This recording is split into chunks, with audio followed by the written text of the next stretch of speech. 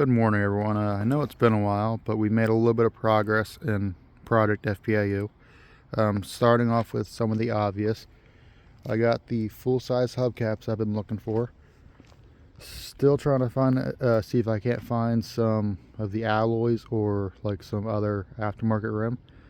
But with the full-size hubcaps, I've been switching back and forth between the full-size hubcaps, the chrome centers, and the just running the bare Steely. And then we also got windows tinted, so we did the 5% all the way around. The back looks like 2%, but that's only because the factory 20% has 5% layered on top of it, so it looks darker than the front. Depending on the time of day and the lighting, you cannot see in the back windows at all. Moving to the spotlight, I've been having issues with this one again, and I'll show you here. So you can see the whole thing. Hit the switch, nothing. Now I'm going to leave it on, and if I push this wire in, then it comes on. So I'm thinking there's something wrong with that connector again. I still got to replace that housing because it's still cracked in the back. Might have to get the handle too. I'm going to do that when I have to pull the headliner down, because it's coming down here. Move to the other side quick. Other side still works as it should. It just, that wire needs properly connected, but it still works as it should. And then turns on, off. Still want to replace the handle because it's kind of loosey goosey.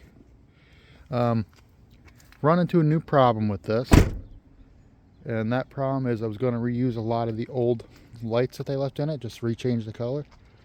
Well, that plan has since kind of been killed off, and the reason being the 2 microns that are on the front, the ions that are in that headlight and this headlight, as well as the micron or the ions that are back here. And again, I just fell in a hole. And then the ions that are right there. So the issue I'm having, and I can put this back down for a sec. So the issue I found with these is the state police had burnt them out, as well as the Wayland sapphire that they left in here. I threw that away the last week. So I went to use all this stuff and none of it had worked. So went and tested like these 4 lights back here individually, and none of them work. And then also tested the power supply with a different light that I had bought, and either that light's burned out or the power supply was burned out. Well, opened up the power supply, which was the Wayland sapphire, and the inside was melted, like the circuit boards were all melted and stuff. Don't know how that works, but yeah. Which then brings me to why this is here. So this would have been the light bar that was on the car. The only exception is it's not red and blue, or I should say tricolor, and it doesn't have alleys or takedowns. It's just solid blue. I was needing to find mounting brackets, but since these are all cooked, I don't feel like spending another $1,000 to $2,000 to replace every light here, which then means I spent like $500 on this that I don't know if I'm going to use on another project, but this is now not being used. So instead I am using a different light bar, which I will go over in another video, as well as like I'm going to do another video on like the hubcaps and Steelies and whatnot.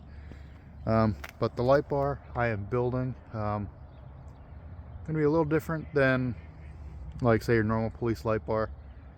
It's going to be a little maybe odd to some people, but I think it's going to end up cool. Anything else? Nothing changed back here other than it's a mess. Nothing back here's changed. Nothing here's changed. Now going over this quick.